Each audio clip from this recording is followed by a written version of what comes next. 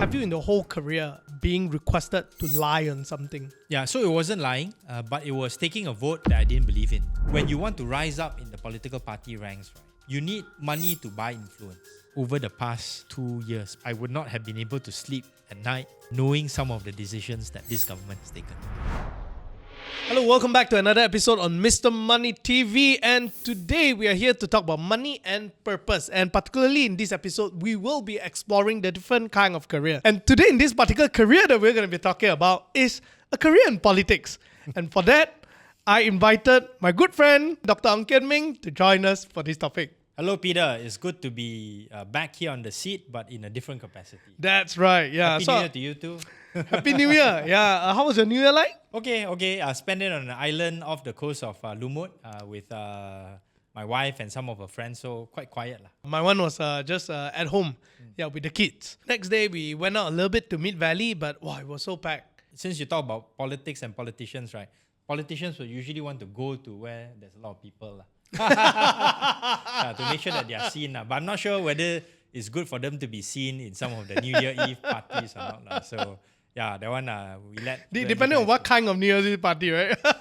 Correct. No, today we're going to be exploring a career in politics. Now, I think career in politics is something that's rather elusive for many people. Why do I say that? Is because unlike normal career where there is a kind of like somewhat of a guide, right?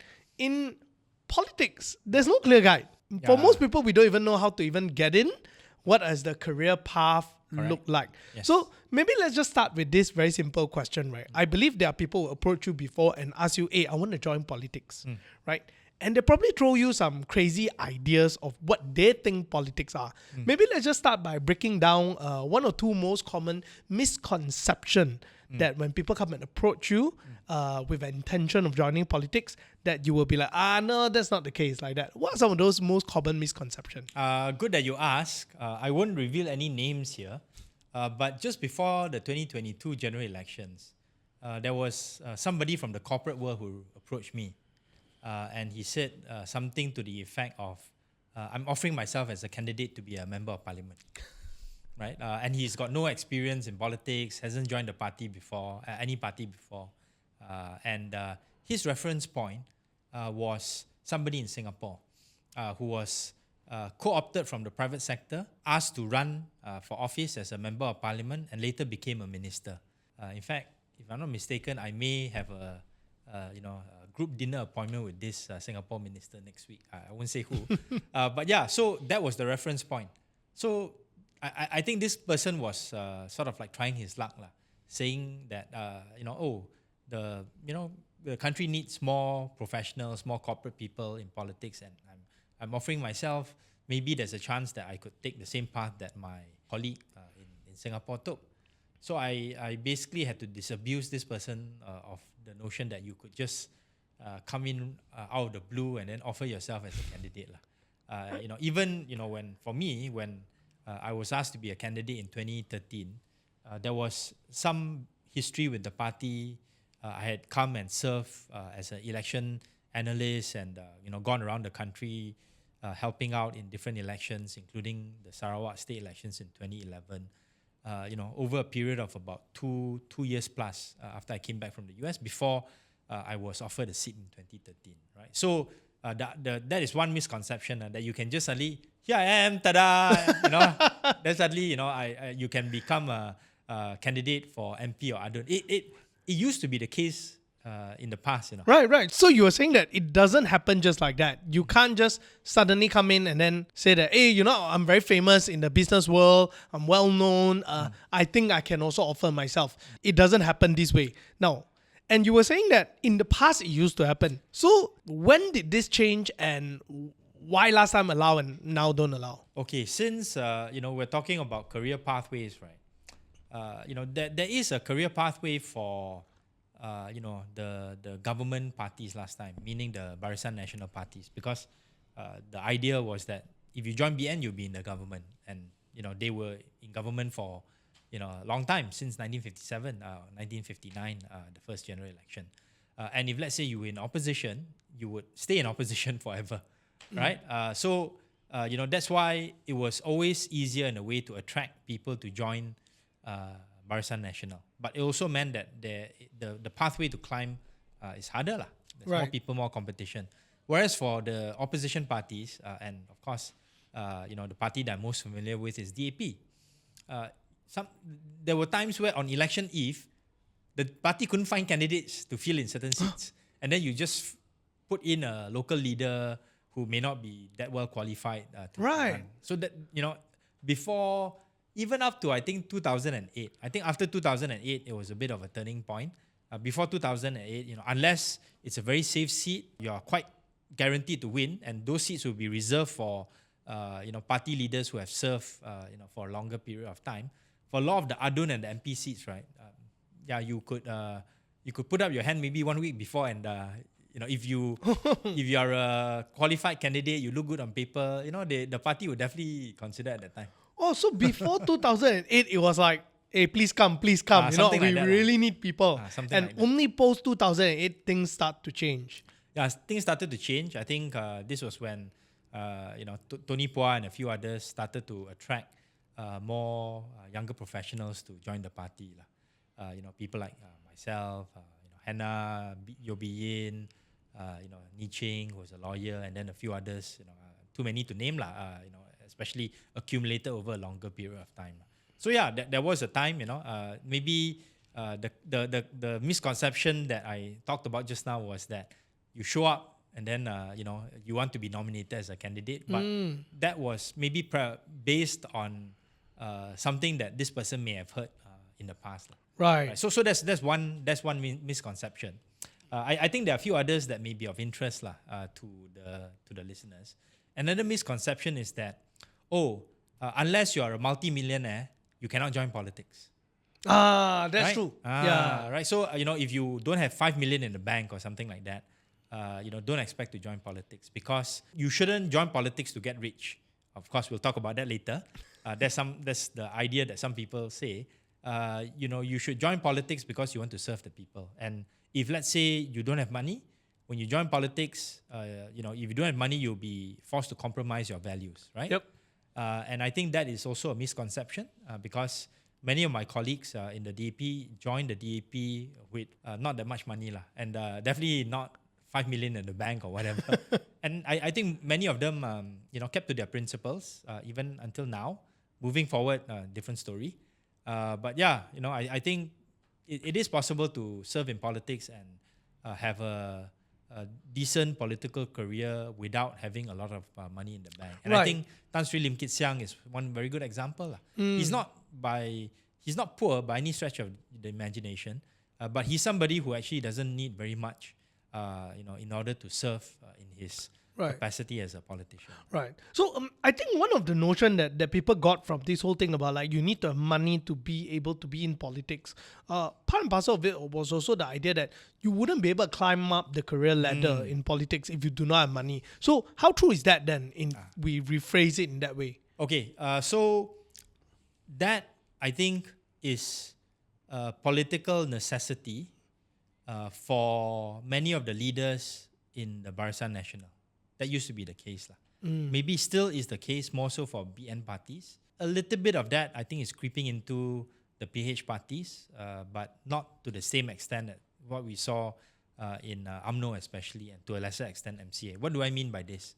When you want to rise up in the political party ranks, right, you need money to buy influence, or you need to be able to have channels by which you can grow your influence among different groups. So let me illustrate using a more traditional kind of BN politician career path, right? I start off maybe serving at the branch. Later on, I get enough support, I contribute enough, I become the, let's say, division head. And for division head, this is something very important for UMNO. UMNO division heads have to, not just take the leadership position, but they have to make sure that all the people within the division, the key leaders in the division, are taken care of. Right. Taking care of means you have to take care of them financially. Oh. Meaning, whatever contracts that you get as a result of you being UMNO division head from the government, you have to subcontracted out to some of the people who are businessmen or contractors within the division itself, right? And you basically use this division head position to try to rise in the party. If you are in an area where UMNO holds the MP seat or one of the ADUN seats, then you can fight for one of those positions, right? For example, in Rembau, Khairi was the deputy division head. He was the MP, and the division head at the time was Tok Mat, who was then the Negeri Sembilan Menteri Besar. Right. Right. So because he's the division head, he actually has the right to say that I want to contest in a parliament seat. And this was something that Khairi was not happy about, that that he was the seat was taken away from him. But the idea is that once you have that kind of influence in a division, you then try to use it to go up the ranks, either as an ADUN or as an MP. Right. And then once you get elected as an MP or ADUN, then your career path would be, as an ADUN, you want to be in the EXCO at the state level, right? And that will be another channel by which you amass more power, more resources. And then at the MP level, you try to aim to be a deputy minister or a minister. Right? And this process, right, is one where, especially within UMNO, you need to make sure that the gravy train is rolling. Can you elaborate more of that? Right? I think this is something that people are interested. Of course, I'm not from UMNO. I don't know the exact details, but hearing from some of my friends who are in the ecosystem, basically what this means is that, if let's say you want to rise up to be EXCO, it means that you have to take care of not just the people below you, you need to take care of the people above you. The people that would determine, especially the president of UMNO, who would become the leaders in the state, who would become the EXCO in the state governments, for example. You have to sort of you have to continue the gravy train, meaning get contracts, pass on the contracts, pass on money, that is part and parcel of the game that you play. That is actually very, very different from what the public sees. All this stuff happens behind the curtain, so to speak. Right. Okay. And this also happens in MCA. Of course, the power the MCA holds is a bit less. But then again, it's along the same kind of pattern. You get, to be promoted to be a deputy minister, you try to increase your influence that way. At the state level, you go from ADUN, then you get into EXCO. So at every juncture, there are ways in which you can have access to power, which allows you to also extract resources from the public or the private sector. Right? Public sector means you get contracts from the government. Private sector means you do favors for the private sector. Then it's a business transaction.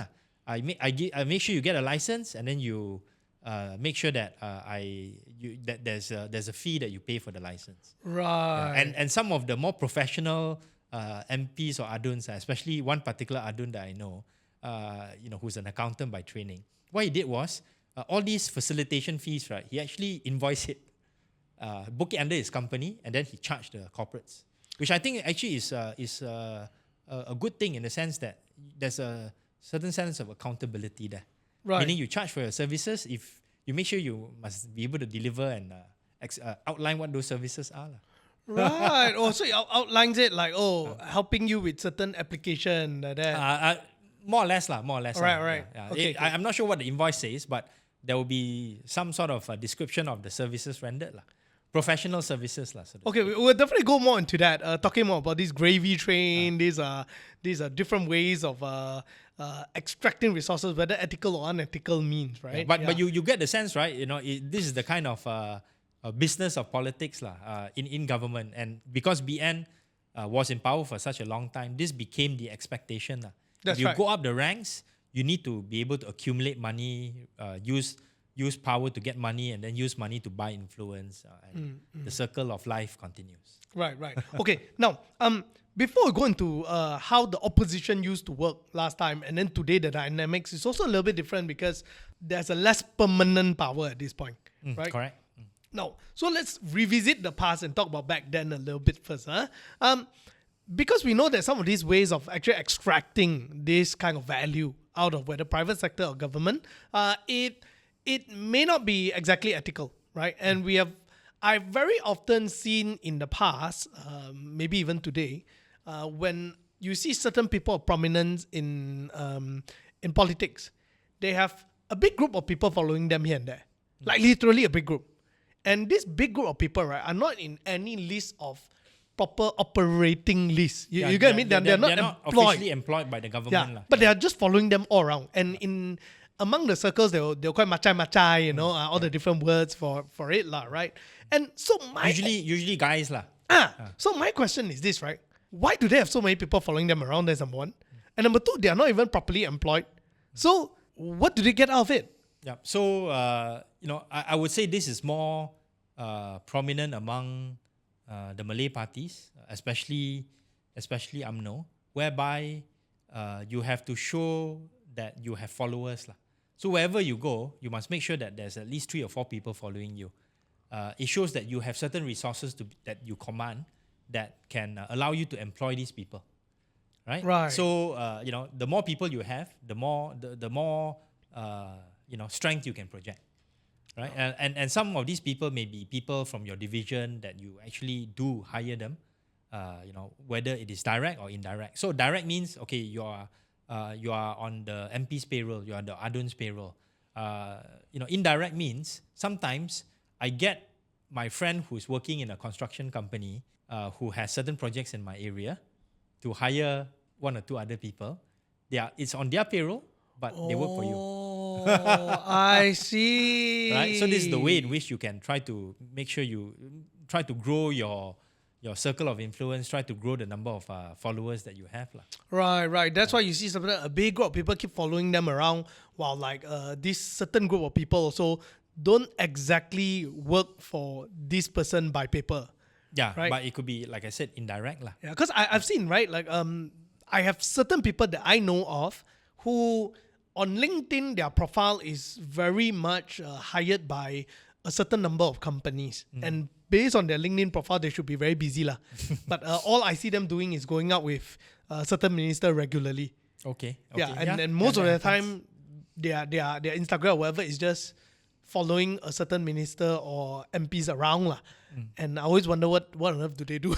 Yeah, I think these days those kinds of occurrences may be a bit less because you don't want to be too obvious about some of these things, and you also don't want the people that you are hiring either directly or indirectly to have too much exposure lah. So I know quite a number of DAP MPs, ministers and deputy ministers. They don't necessarily encourage their staff to go out there to flaunt the fact that they are working for X, Y, and Z lah.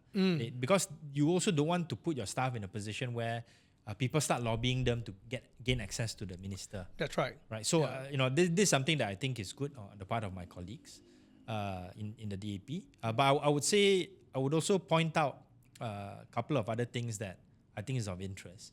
There are ways in which you can have this kind of direct or indirect followers lah. Right, that you hire or you get other people to hire for you on your behalf.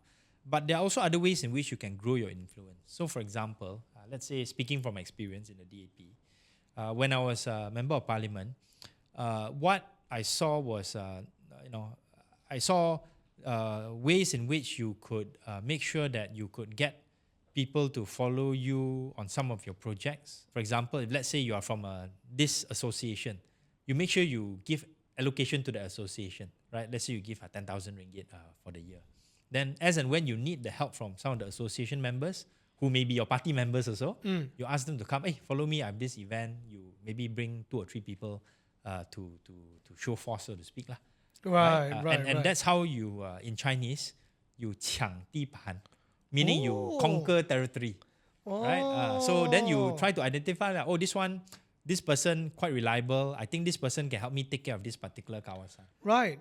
Another person take care of this kawasan. Right. So right. at the local level, right, especially in the past when you had more local strongman politics, right, it could be the case whereby if you want to operate some illegal car wash, you have to pay protection fees to some of these people who are operating in this ecosystem. Right. Right. So let's say it could be. Representatives from some associations or they call it Sertuan will have some influence in this particular area, and then you have an understanding lah, right? Oh, we work with each other. Campaign time, you send people to help me out, or you donate to my election campaign, buy tables at dinners and things like that. Right? So it can be quite an interesting ecosystem that people operate in. And I think this is where we can argue or discuss whether it is ethical or unethical. I think as long as there's no political financing laws in this country, right, politicians, and political parties will have to seek for resources, in different places. Yeah, I think that's a very interesting one because when we read through the history textbook, actually Malaysia politics has gone a rather long way, and I would say that to a certain extent, there's quite a lot of evolution even up to this point, right? Yeah. I want to ask you this question now that we have already just now we have already covered about if we go into politics in the earlier days when UMNO was a more permanent position of Barisan power. Nasional. Barisan Nasional, that time was more permanently in power. And maybe let's explore a little bit. And if those days when you were to go into opposition side, what was the career progression like? And maybe let's hear it from your point of view, right? How do you end up joining and how do you end up rising the ranks? Okay, so maybe I share from what I know some of the career pathways of well-known people in the DAP now who joined the party when they were very young. So two notable people would be Anthony Lok and also Liu Chin Tong. Anthony, and he's shared this in his own interviews, he joined the party quite soon after he graduated from UKM with a degree in political science. He tried doing some business, but didn't really work out. And I think his heart and passion was in politics.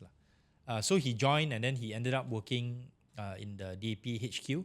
That time, I think the Secretary General, if I'm not mistaken, was Kirk Kim Hock, who has passed away since.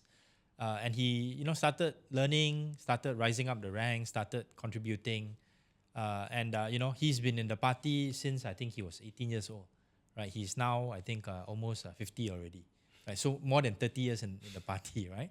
So, and because I think of his steadfastness and steadiness in terms of contributing to the party at different levels, he rose up the ranks as DAPC chief, then later on as a national organizing secretary, and then now as a secretary general. So that's the pathway that he took. Chin Tong, quite similar.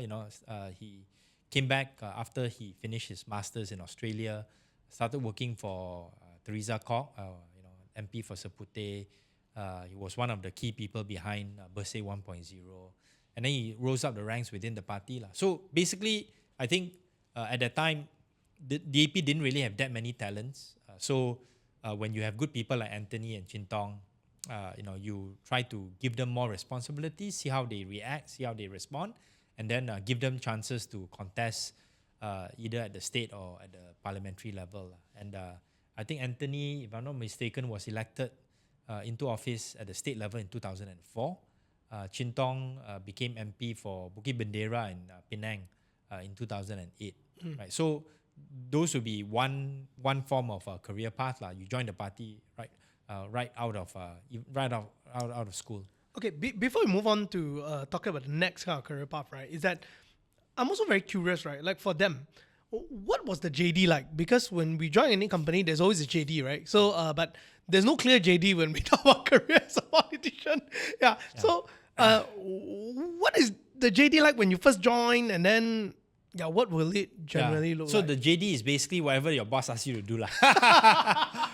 Yeah. So I think for Anthony, it was basically working with the Secretary General, who was running a very bare bones HQ at that time, right, in PJ.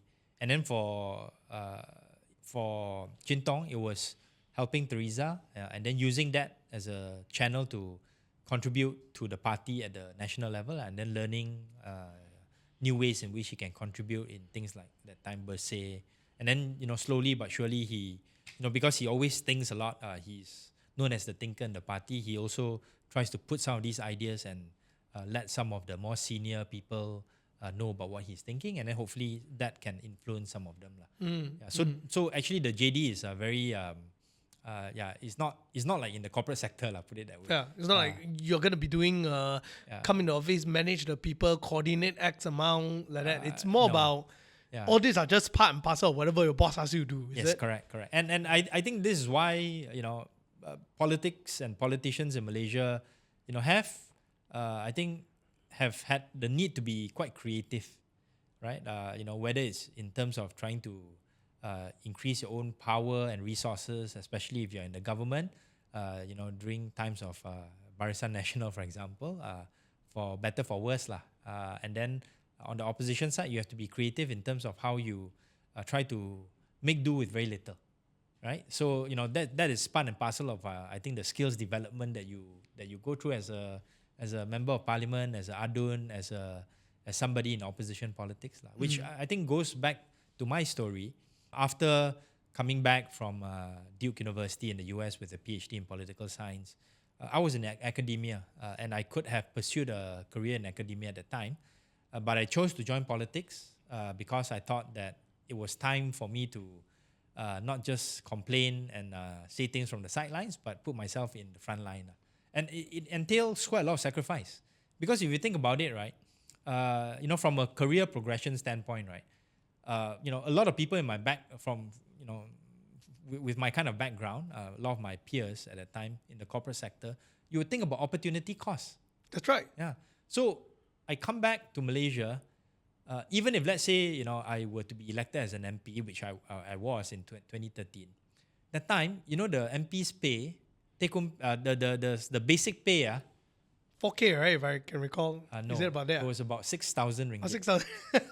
If you add in the allowances and all that, right, maybe you get 12,000 ringgit, right? When I was working in BCG, I was earning more than that after 2 years, and this was way back in the 1990s. Yeah, and let's not forget BCG. Until today, they pay in US rate. At the starting level, maybe not that high in terms of US dollars, but it was a good salary, good exposure. But so the opportunity cost was very high, and that's right. Not only that, we have to give back. I think out of that the salary that you have, I think 15% of it goes back to the party. Oh, you have to give back 15% no more.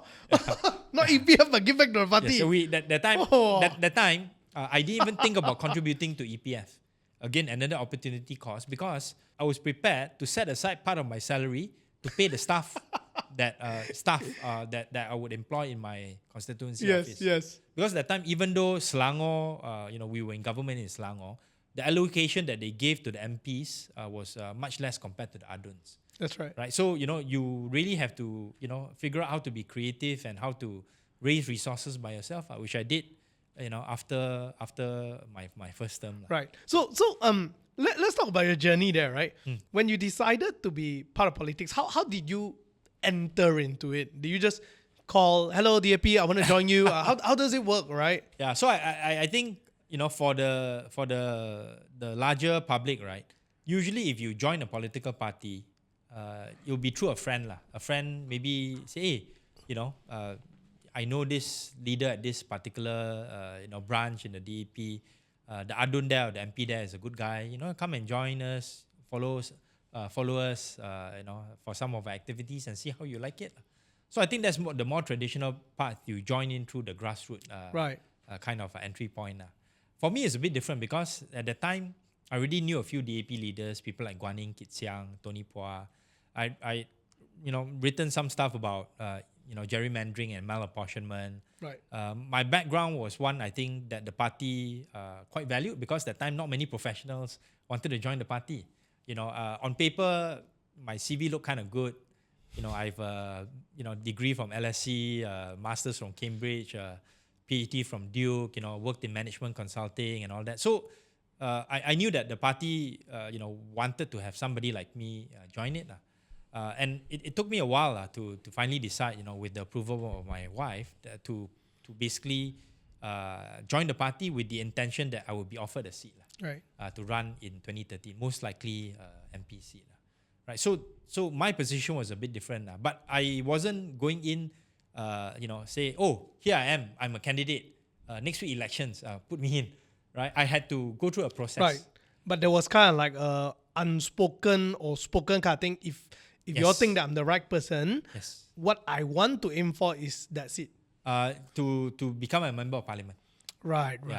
Because that was the offer. See, opposition parties can't offer you much, right? They can't offer you a ministership. They can't, offer you contracts and stuff Right. like that. The only thing they can offer you is the opportunity to contest in a seat, whether it's a state or parliament. And that time, this was already considered the top, the apex of the career ladder in the opposition party lah. Okay, so this is where it becomes interesting because after 2008, you have to remember, Then it's no more. It's higher, right? DAP was in power in Selangor, Penang, and for a short time in Perak. Right? So, some people would have made the mental calculation, if I want to be in government, I should, consider also the ADUN option, right? The state assembly option, right? Because somebody who is more pragmatic and maybe more career-minded lah, that would have been more realistic. Right, you become a ADUN in Selangor, maybe you can become EXCO when other people retire. But for me, that was never very attractive, and I thought that I could contribute much more in terms of being a national voice in the federal parliament. Right. And that was what I wanted to do. And my discussion and agreement with my wife was that try it out for 2 terms.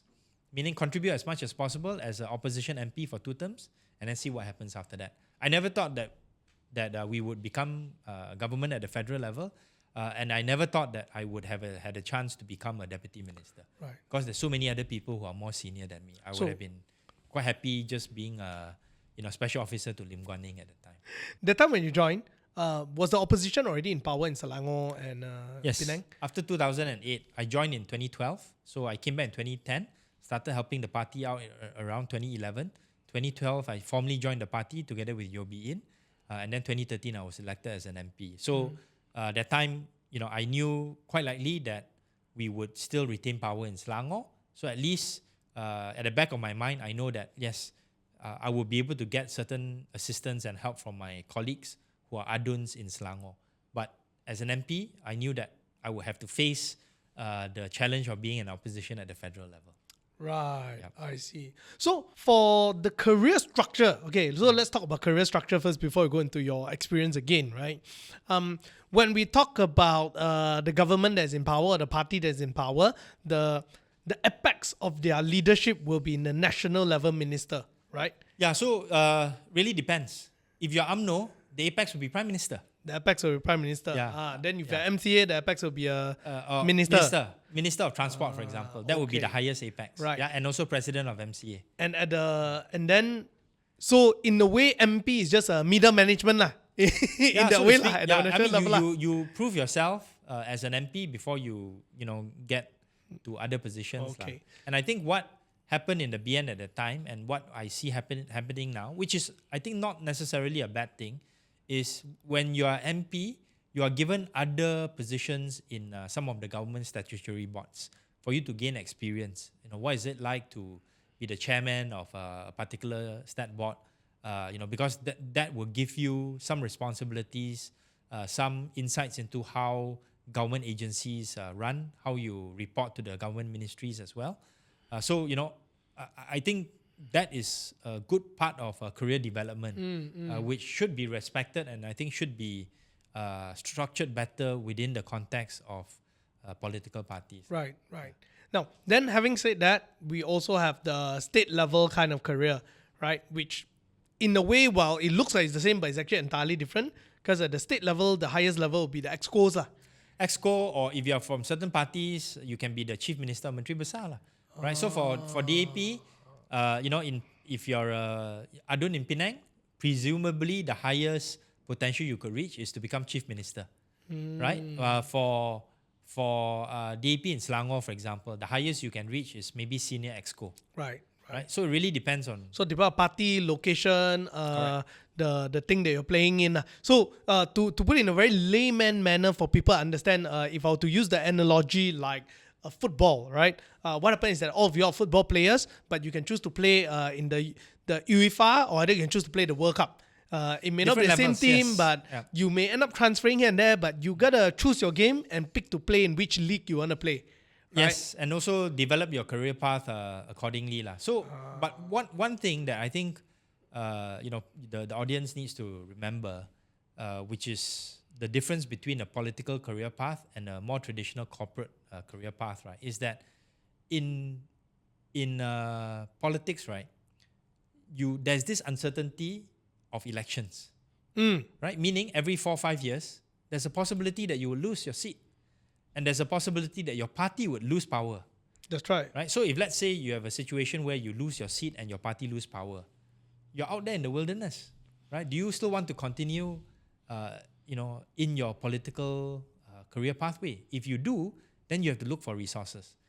Unlike in the corporate career, right, whereby if let's say, there's a change in CEO, right, you are not in favor anymore. You can look for another job in the same line of work, right? If you lose in elections, you can't suddenly go to the next state and say, I want to stand in elections in this state. Yeah. You can't go to another country and say, I want to go and stand in elections in another country, right? And likely they in the corporate world, they can't just fire you like that also. Correct. You're probably just sitting down in a corner, and maybe if your perspective is different, you will still take salary every month and enjoy life, right? Correct. So this is the risk that comes along with the political career path, which is why many people who are, may be drawn to the political career path, but come from very comfortable corporate settings, right? Why would you want to choose to go into politics? That's right. Right? Which is why I think explains partly, I think some of the talent challenges that we have in the political ecosystem in the country. It's also understandable why some of them, when they are in power, within that 5 years, they grab as much as they can to secure themselves to a certain extent. That's one, right? But you also have to realize that even when DAP was in the opposition, there were still things that people fought over. For example, who would get the choice seats? Who would get the best seats that are the most winnable? Right? People will fight over for those things. Okay. Right? And that's why at that point in time, the Secretary General is powerful in terms of being able to dictate which seat you can contest in. The state chairmen are very powerful in terms of influencing which state seats you may be able to contest in, or which parliamentary seats in that particular state you can contest in. So there are different ways in which you can use the levers of power to increase your own standing within the party, which is part and parcel of the larger political game. Right. And all these things are actually much more complicated compared to the corporate world. Yeah. So here's where it gets interesting, right? Because at a company level, if let's say you're working in the corporate world, your fight for the career path is being funded by your company per se, right? Yes. Yeah, because of salary, everything all. But as a politician or as someone who's gonna move up in that rank, there's no actual salary, right? Because the way that we are talking about it, like, here's where the next part I want to ask you, right? Because what we often hear of is MPs, minister and everything all. But it seems like these people are airdrop there already. What do I mean by airdrop, right? Is that there's no slow rank to follow in the eyes of public, right? I mean, you all will know how it works, but we don't know how it works, and they don't get paid. And suddenly once they get paid, they paid a minister's salary. you get what I mean? Right. Yeah. So how do these people generally fund themselves along the way? Yeah. And how to get there?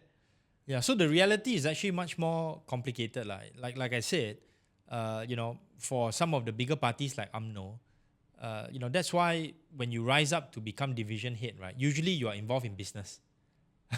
Yep. Because the businessman hat allows you to gain resources, allows you to monetize some of your political influence, allows you to continue along the career path, build your followers, build your influence through contracts, through other business dealings, through other transactions that will allow you to continue, being a politician. So, for example, if let's say you are the UMNO division chief of Bukit Bintang, there's no way in hell that you're going to be able to run for an MP seat, right? Because that seat belongs to MCA, and you're not going to be able to win that seat, right? So there are other ways that you can remain politically relevant. Meaning, I would use that division position to show my ability to do business deals, show my ability to put together different people who can connect private sector together with the public sector, right? So there are ways in which you can be creative about this, right? But I think what we've seen in the past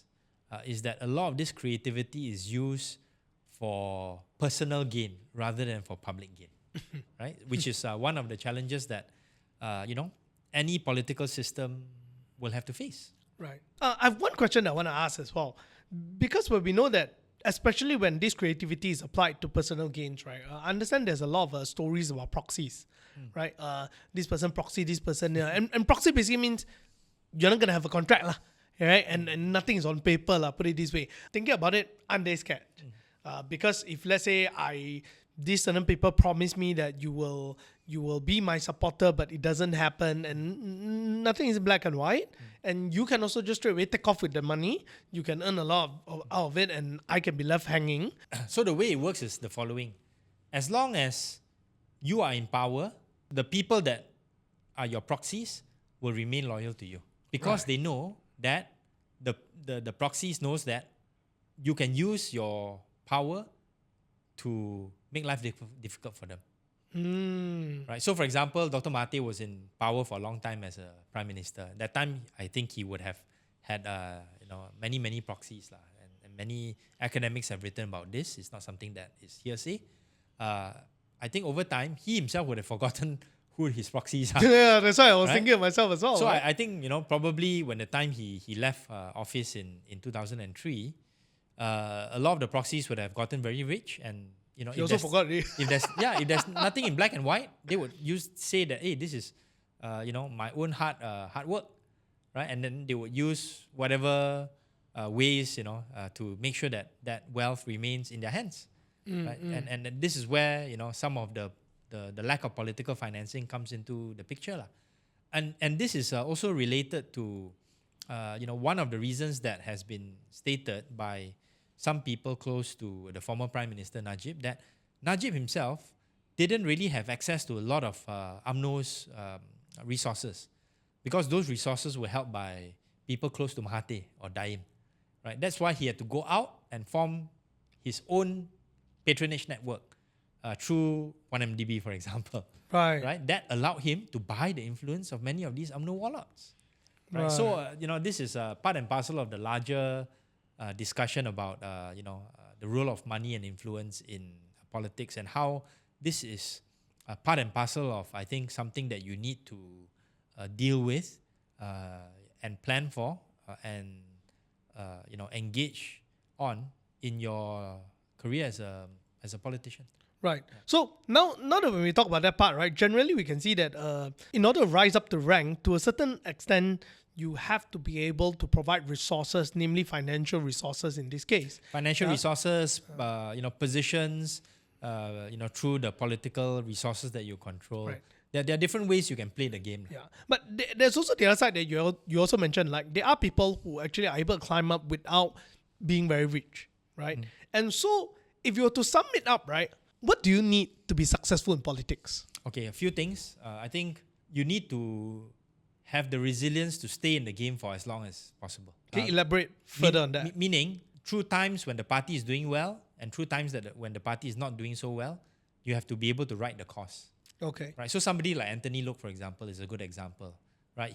When he was elected as an Adun in Negeri Sembilan, right, he was, I think, one of two Aduns at that time in a state assembly of 36. Right. So imagine 34 versus 2.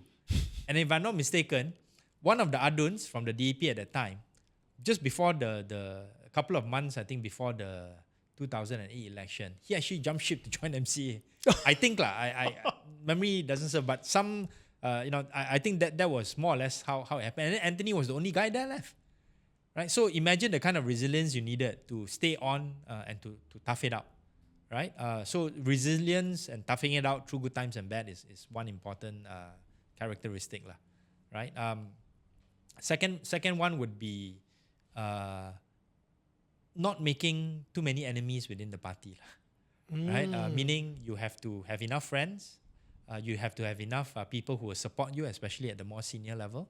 That will allow you to stay within the party and not be watching out over your back to see whether people will go and chop you, as and when they have the opportunity to do so. And then maybe the third one, I would say you need to have a certain amount of skills that you bring onto the table.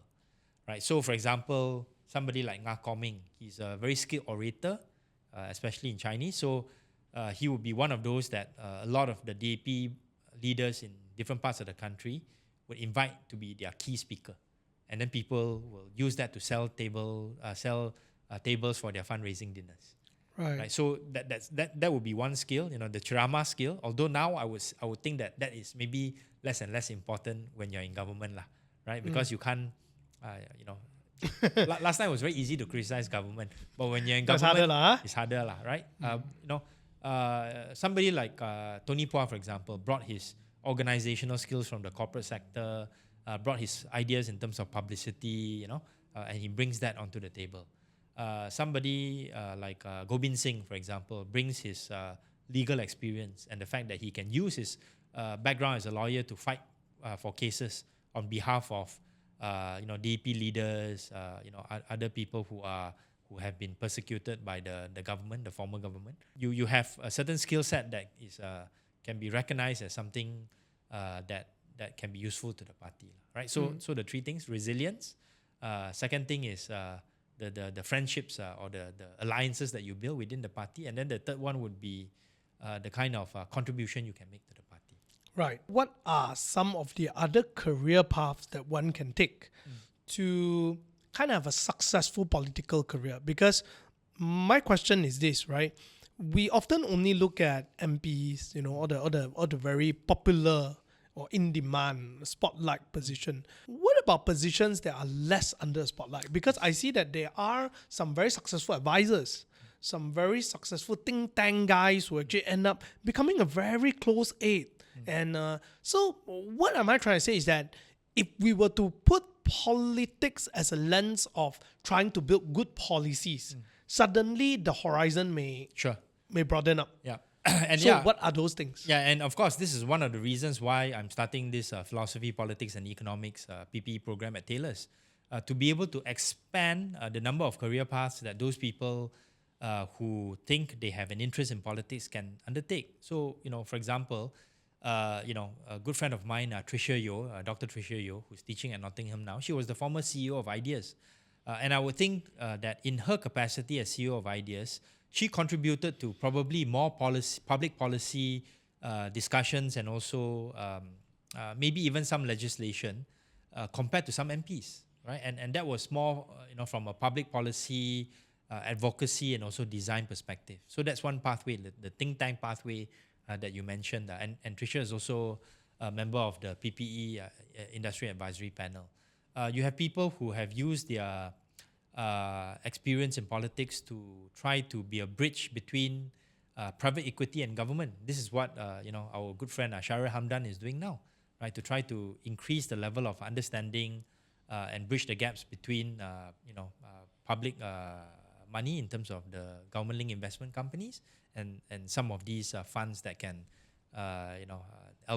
lead LPs and also GPs that can deploy these funds effectively and efficiently. You have people who are working at some of the government agencies, at MDEC, at MIDA, who are not politicians, but part and parcel of the public policy making ecosystem.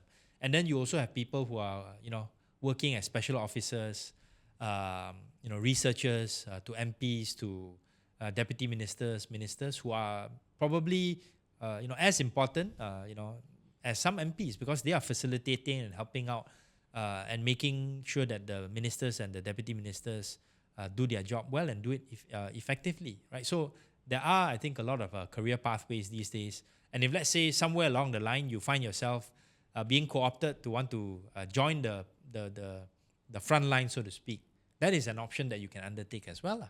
Of course, many people choose not to go into that for some of the reasons I talked about. And for other reasons that I didn't talk about, things like the public scrutiny, public pressure, and whatnot.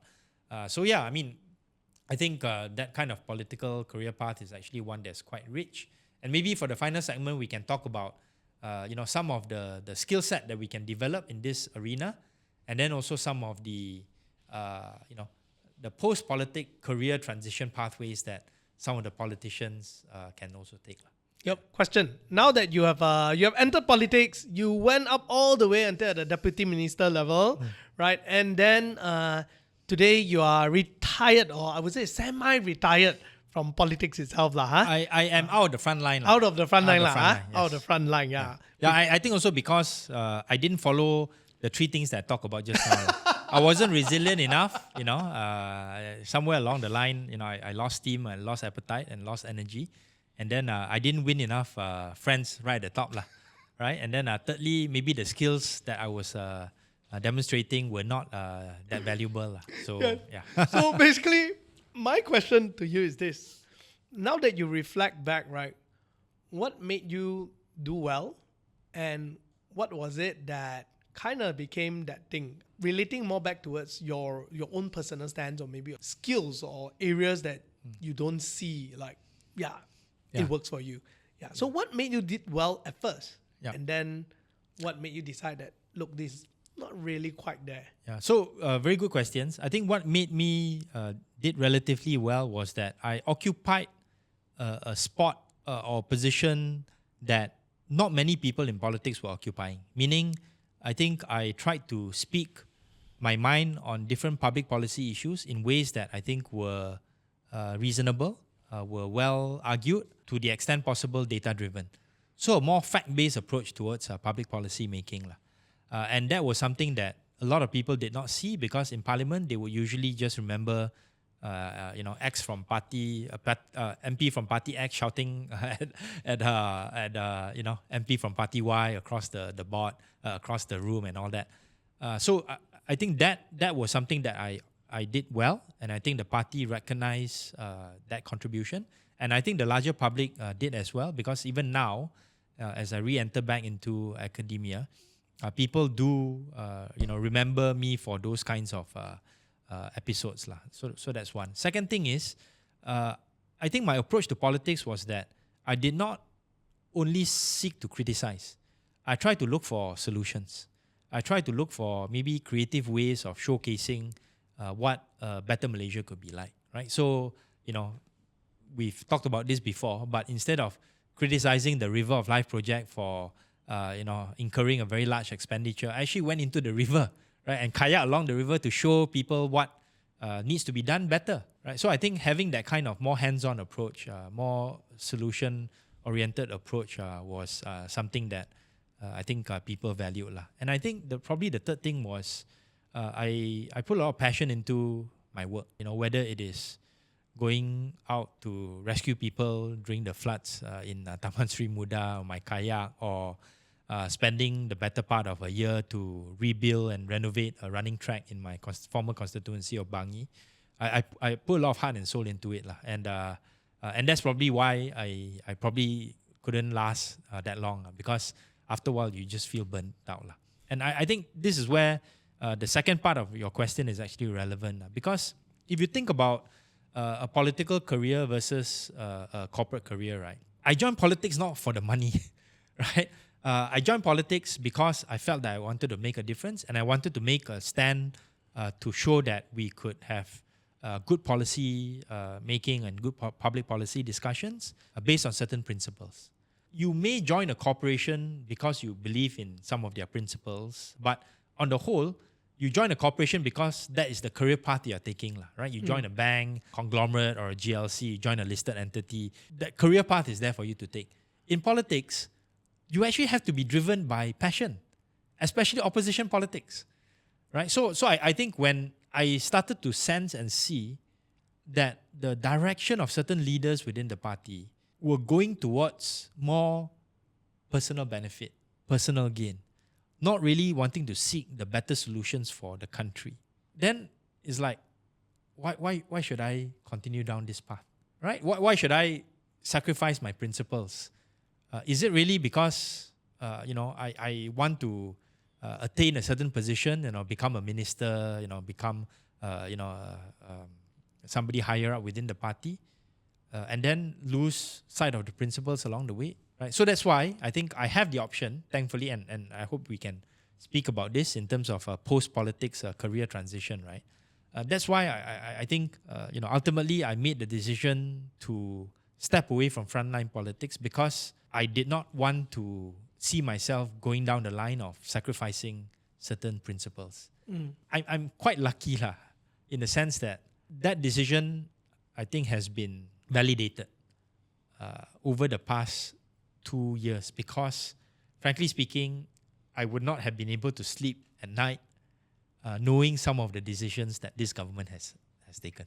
Yeah, we have talked about it multiple times Yes, on exactly. Are We Okay podcast. Now, question.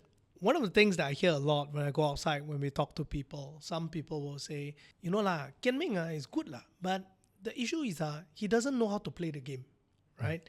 And that's why he is now out of the politics, right? And every time I hear this thing, very often when I speak to you, it is more of a conscious decision. I mean, the longer I get to know you, every time we talk, I notice that there were certain decisions that you made along the way that you knew that if it doesn't sit in favor with certain people, you will be more sidelined lah. Correct. And you chose to do that, right? And you answered those things as well. Now, so my question is this, but before you joined politics itself, wouldn't you already kind of thought about all these kind of things? In the sense where a lot of people say that when you want to join politics and you want to build a career in politics, you need to have a very robust view of what's right and wrong. Because if you're too right, too much of right is right, too much of wrong is wrong, you can't survive. Now you can't be too inflexible. Yes, your ability to play in the gray zone is the key. The difficult thing is this, right? To be able to play in the gray zone, yet at the same time not lose yourself, because the gray zone is slippery path in that sense. And so how did you come to the decision? Because over the years of being able to get there, I believe it probably wasn't, maybe I could be wrong, it's not the first time that you see people put some of their own personal benefit ahead of certain things, right? But how do you maneuver over and then still decide, okay, look, I'm willing to go around, and how do you make those decisions at that point? So I would reply by saying this first. I feel very strongly that we need good people in politics. And I'm glad that people like Tony and myself were the exception rather than the rule. Because, if that wasn't the case, then we would lose a few others or more than a few others who are currently occupying positions of leadership within this government from my party. I'm glad that these people are there. People like Chin Tong, Anthony, Stephen Sim, Gobin, Hannah, Ni Ching, and others that I respect a lot, and also some of the backbenchers as well. And I hope that they continue and have a long career in politics. And I think they have had to make certain compromises in their own minds, in the grey zone. And I think they feel, at this point in time that it is for the greater good. And I respect that. Not everyone can sort of like choose to walk away on their own terms, right? And I think for me, of course, I know that if I play the game right, I would be able to continue having a good political career. But somehow that is not my instinct. And I think this is where, again, the conversation, the larger conversation needs to be had, which is I have the luxury of a post-politics career, whereby I knew that I could survive outside politics. And in fact, I don't mind saying now, I'm, or my different engagements and different interactions out there, I think my income is probably more than when I was a deputy minister, right? So, I have the luxury because of the skills I've accumulated before. And it should be an option that should be open to more and more politicians moving down the line. Why do I say this? I think if, let's say, everyone goes into politics thinking that they are going to be MPs moving up the chain, moving up the sort of like a food chain, and then becoming, minister, becoming chief minister, becoming Menteri Besar, becoming deputy prime minister, well, then you're not going to have that rejuvenation. You're not going to have, a process whereby even the private sector or other parts of the public sector can benefit from your experience when you transition away from elected office, away from frontline politics. Right. So this is something that I think we should, encourage more discussions on. Right. I'm glad that somebody like Kyrie and Sharil, they've had found many other opportunities outside frontline politics. Whether or not they want to re-enter politics, that's a separate question. Probably a question that I may have to face later down the road. But more and more of these kinds of options should be put on the table. And the government and political parties themselves should be having this discussion, right? If, let's say, you are a young person entering into politics, there should be thinking that you should have a possible pathway to transition out of frontline politics or into different career pathways. For some of the older politicians, within the ecosystem, you should think about ways in which you can utilize their skills and efforts after they retire, right? So I think, Dr. Mahathir, he came up with this thing called the Perdana Leadership Foundation, right? To recognize the efforts of different prime ministers. In the US, you have a system whereby each president would have their own presidential library to highlight the causes that they believe in. Jimmy Carter recently passed away. He was the US president before Ronald Reagan. And he established the Carter Center and was one of the most successful presidents after he retired in terms of promoting different peace-related initiatives around the world. And also within the US, he started this Habitat for Humanity that built houses in disaster areas. So these are, discussions and also platforms and pathways that we should be openly trying to create for politicians to move out from frontline. So for example, Anwar is not going to be prime minister forever, right? What is a possible pathway for him to utilize the skills and experiences and networks that he's collected and accumulated over the years for a post-prime minister career? We should be having that discussion. Yeah. I think it's where it gets tricky, right?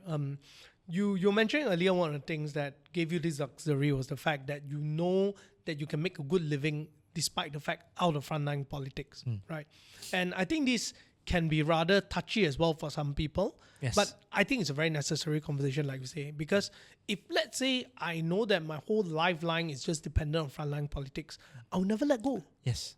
Yeah, and I'm forced to make certain decisions to remain in power. So I can honestly share with you the thinking behind the party leaders within my party is that if let's say X, Y, and Z doesn't contest in the next general election, either at MP or the ADUN level, he or she will be fine because he or she would have a good pension. And that is actually factually correct, especially those who have been a minister, MP, ADUN, state exco, right?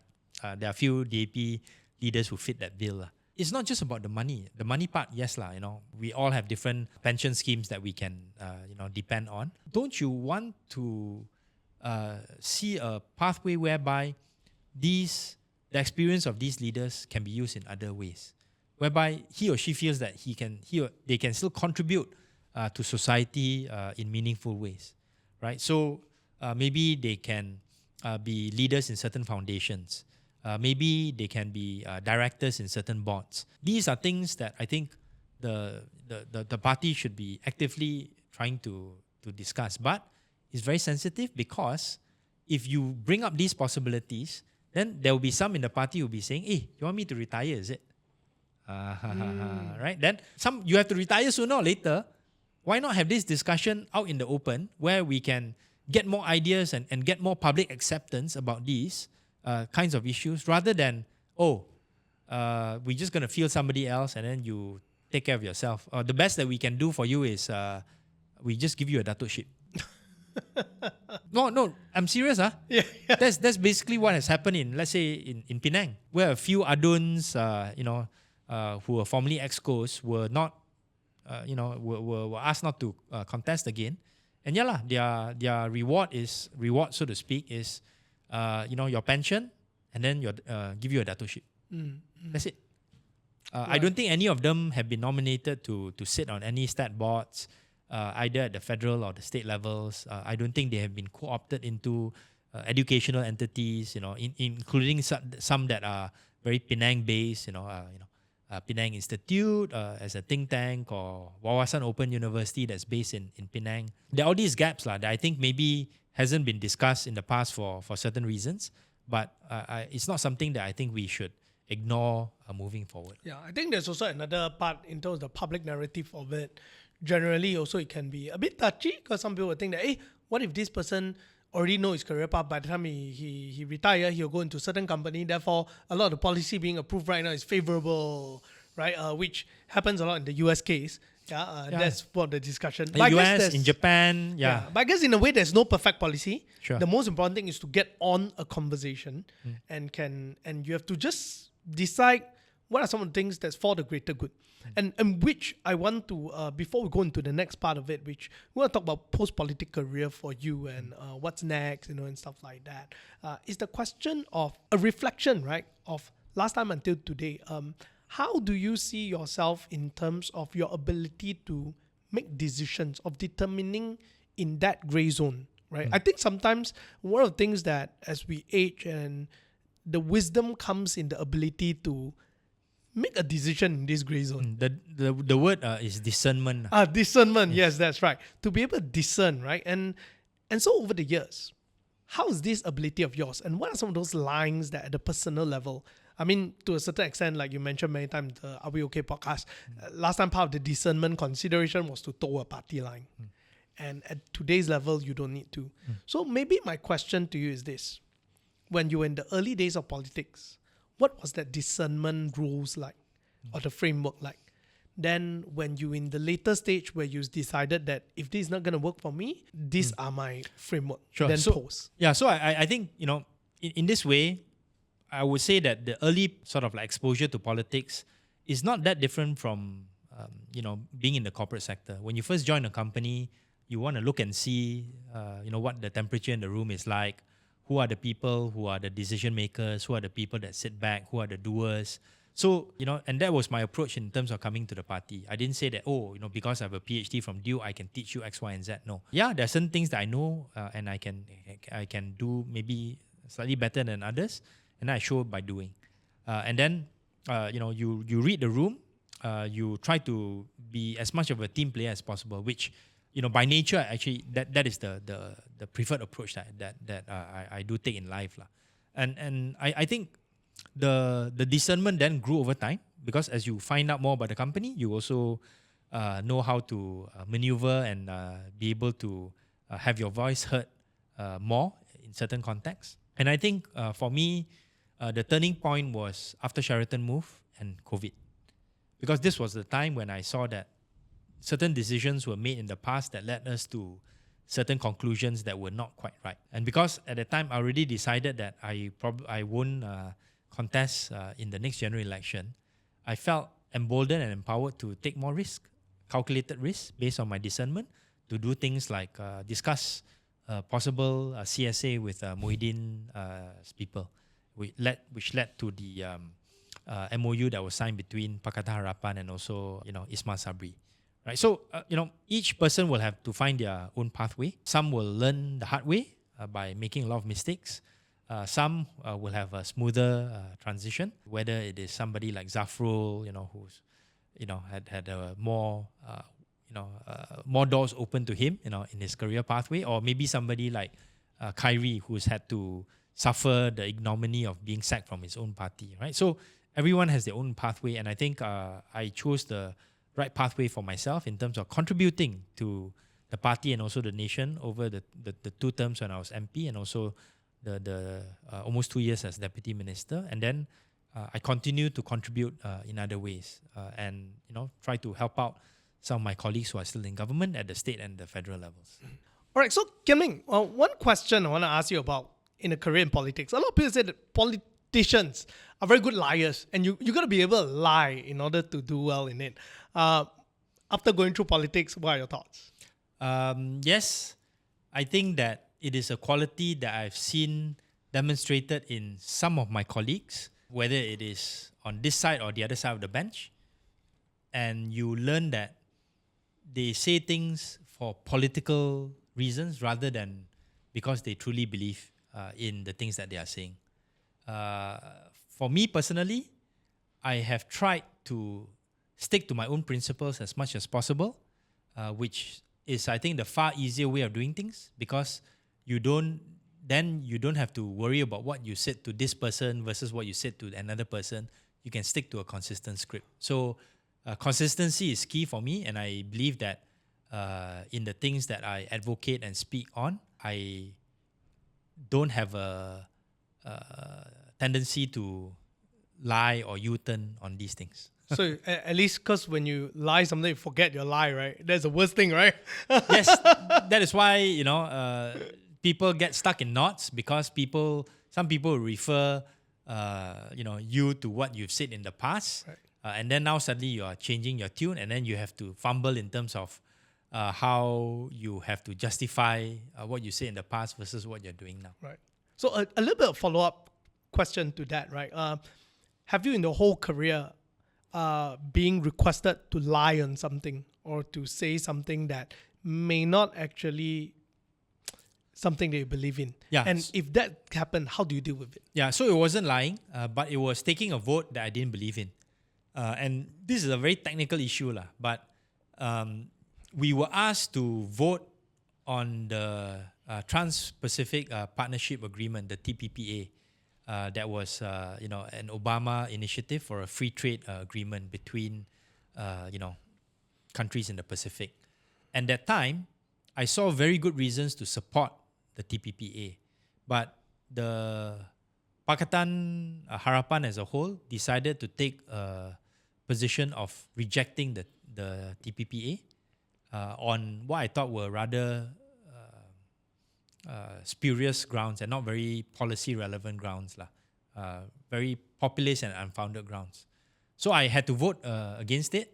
I actually asked, at the time, I remember asking my leaders, hey, can I be absent for this vote? And they said no. So if there was a vote, any vote that I regretted, it was that. And the irony is that, after I became Deputy Minister of MITI, I then had the opportunity to go out to try to advocate for the signing of the TPPA that became the CPTPP. And I tried very hard. The minister at the time did not support that position. But today, Malaysia has ratified the CPTPP. This was done when Azmin Ali was the trade minister. And I do believe that Malaysia is, by and large, reaping the benefits, or at least not suffering some of the disadvantages that some of the detractors of the CPTPP were promoting. And I'm glad that this Madani government did not go back on the decision of the previous government to ratify the CPTPP. Another thing, right, Kian Ming?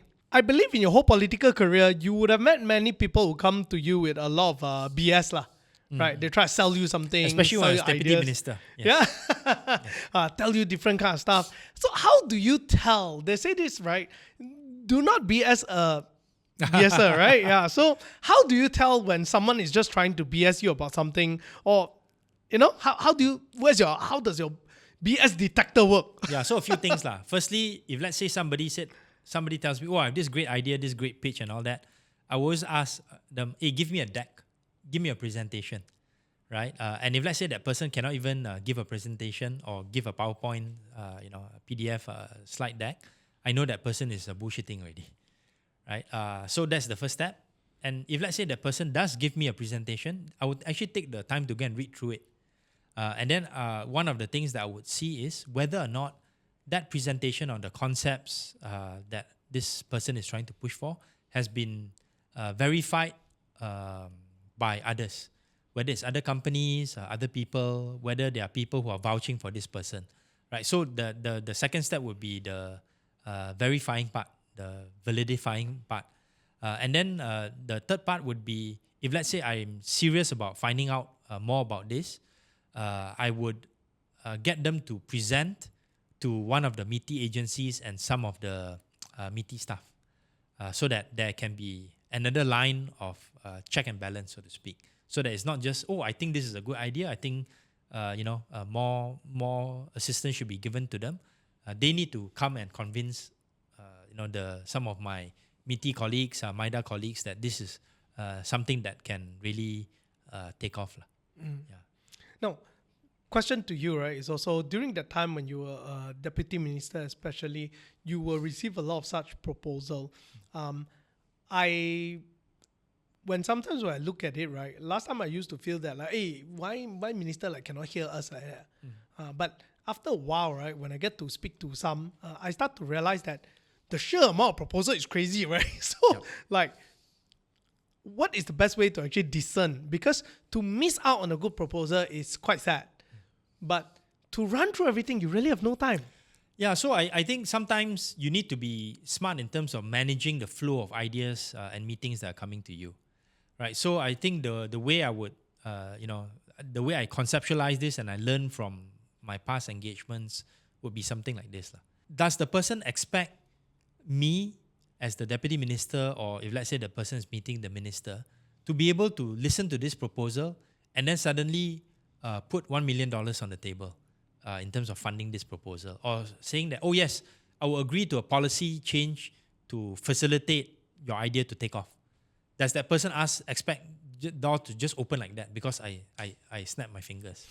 If the person thinks like this, then probably not going to work out lah. Because whatever proposal you put on the table, you need to have a lot of sweat equity put in. You need to not just talk to the minister, the deputy minister. You need to go through the working level. You need to look for possible resistant areas, and then you need to work through the system so that you can get to the end goal that you want, and maybe what I want for not just you, but the larger ecosystem, right? So I think the process matters as much as the proposal itself, right? So that's one thing. Second thing is, to be fair to whoever is presenting, as deputy minister or minister, you need to have the staff and also the process by which follow-up can be done. So that if this person says, okay, I'm stuck at this stage, you have to try to do some facilitation to unblock it so that it can get to the next stage, if you truly believe that this proposal is worth taking forward, right? So that's another thing that you can do. And then I think finally would be, if let's say you think that this idea is good, it's not just the government that should be aware of this and to help the process further along.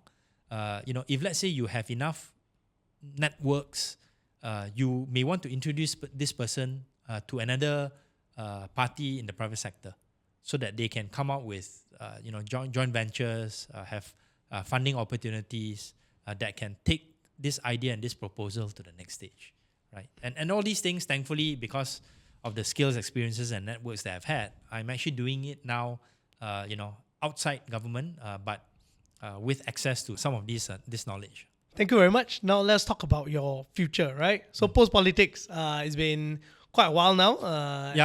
Over about 2 years, slightly over 2 years. Yeah. So we know that you're holding the position of a professorship in Taylor's Vice, University, yes. Yeah, and also as a VC there. Yeah.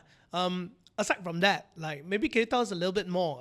What do you look ahead from here, and how do you see you are able to contribute back to the community or society with the existing skill sets that you've built over the years? Yeah, so with the sort of advantage of wisdom accumulated over the years, I see my own career path in a different light moving forward. More clear, I think. And it's about three things. It's about accumulation and utilization of different skill sets. That's one.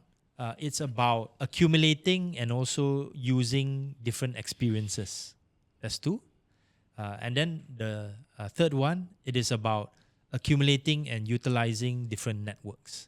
So skill sets, experiences, networks, right? Skill sets means, things like hard skills that you have, maybe quantitative analysis or public policy analysis, to some of the softer skills like, people management, being able to do this interviews, public speaking. That would be the skill sets that I've accumulated and tried to deploy over the years. Then experiences would be experiences as a member of parliament, as a deputy minister, and to use that, even in some of our engagements, both personally and also professionally, for the students that I engage with, either at Taylor's University or in different kinds of academic contexts.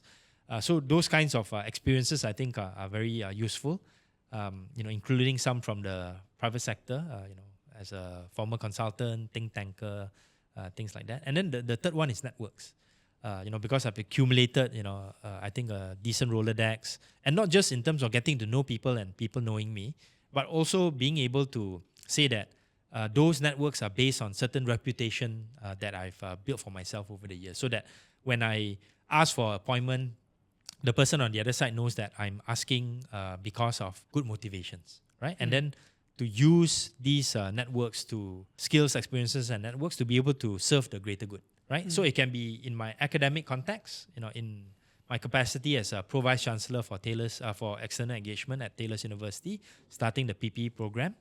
It could be through the different directorships or advisory positions that I hold, whether it's at the Malaysian Investment Development Authority as a director, or a member of the DanCham board, the Danish Chamber of Commerce, or advisor to the Malaysia-China Chamber of Commerce, or senior advisor to Global Council.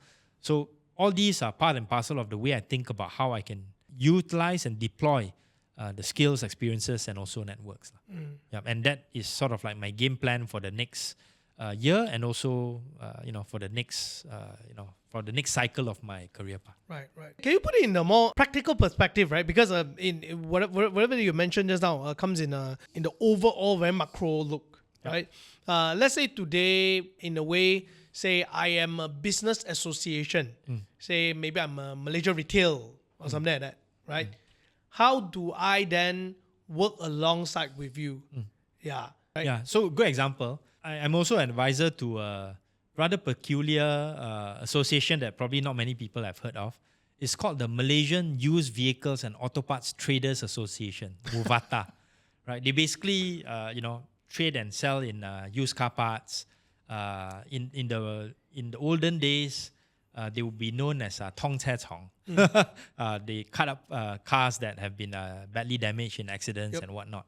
Right. So one of the things that I hope to do with them is to come out with an economic study to actually put a number in terms of the economic contribution that this industry contributes to the Malaysian economy. So whether it's in terms of import and exports of the trading parts that will have an impact on the logistics sector, whether it's in the form of cost savings from some of the second-hand parts that they sell into the market with safety standards put in place, and also the ability for them to venture into new businesses. For example, to want to use their experience to create new, end-of-life vehicle kind of disposal stations where they are able to extract very valuable minerals out of existing or old cars. Right. So that's a practical example of how I can use that experience to do a report that we can give to MITI and also others who want to understand the industry better, right? And then to use that report to say that, look, there are certain policies that are not so favorable to this sector now. There are certain image concerns with regards to this sector. How can we work with government and also other parts of the private sector ecosystem and other associations to try to raise the bar and to increase the economic value added for this particular sector. Right? And this kind of approach, I think, can be used for many of the other associations that need to step up to the plate to approach the challenges of the 21st century. Right. Yeah. So basically, we are talking about a sizable business that generally is looking at expanding their. I like to work more with associations. Right. For individual businesses, that's more of a commercial kind of arrangement, which I really haven't gone into a lot of. But where I think, like I said, use the skills, experiences, and networks, right, to help associations, because when you help associations, you help the industry as a whole. Yes, exactly. Right. Yes, So one thing I do realize that over the years of this past year of doing a podcast with you, Are We Okay? I have to say that if I were to define you into, like, when I first got to know you, you're a politician, right, to me. Then after that, you became academician to me, right? And I would say that if there's one way of describing you or one word, right, it would be a policy enthusiast. Yeah, which I think a lot of the times when I converse with you, a lot of the motives that you have is very much revolve around what kind of policy can you develop to help a particular community or industry, and specifically business or whatnot, that kind of thing. So I think that's the kind of person you are, from what I've seen. Less of a politician, actually.